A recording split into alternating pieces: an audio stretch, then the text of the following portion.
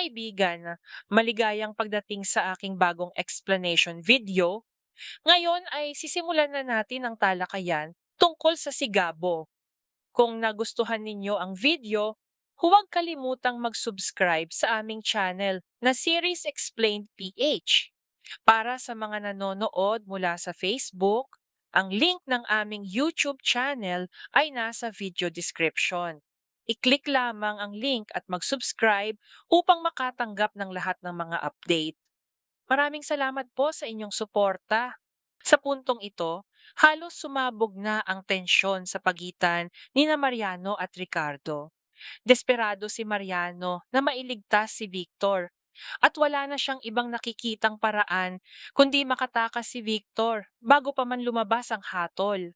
Ngunit naniniwala si Lucas na kung makidnap nila si Samantha, maaari itong gawing kapalit para kay Victor.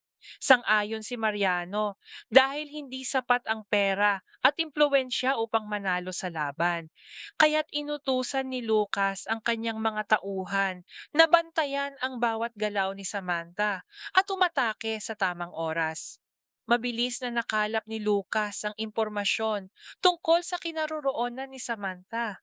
Matapos makipagtalo sa kanyang ama, lumabas si Samantha na masama ang loob. Doon siya nakita ni Lucas at binaril. Tinamaan si Samantha dahil hindi siya handa sa biglaang pag-atake ng kanyang mga kaaway. Agad niyang tinawagan ang kanyang mga kasamahan at sinabing nasangkot siya sa labanan. Ngunit abala ang kanyang mga kasama sa mahahalagang misyon ng NCATIA kaya walang nakatulong sa kanya. Samantala, naglalakad si Gabo upang maghanap ng trabaho. Doon niya nakita si Samantha at napagtanto niyang nakikipaglaban ito. Hindi siya nagkamali.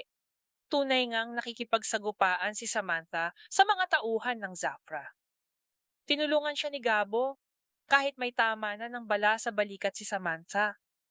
Nag-aalala si Gabo at sinabi niyang tumakas na si Samantha at siya na ang haharap sa mga kaaway.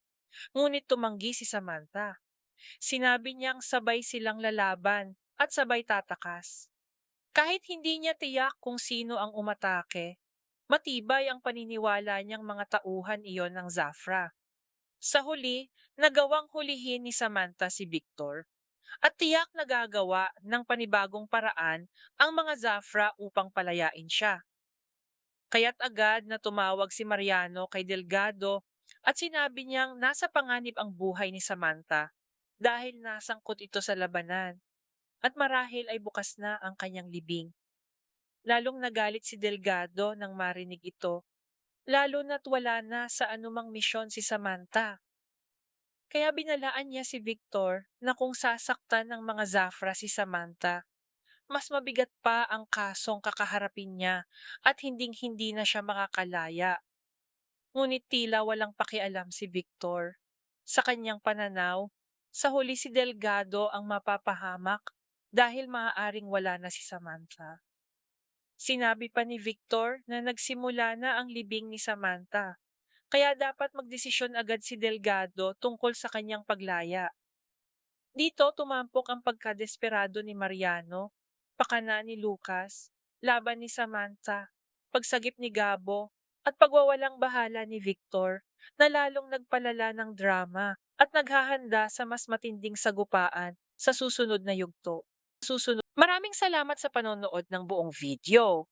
Para mapanood ang susunod na episode explanation, huwag kalimutang mag-subscribe Series Explained PH channel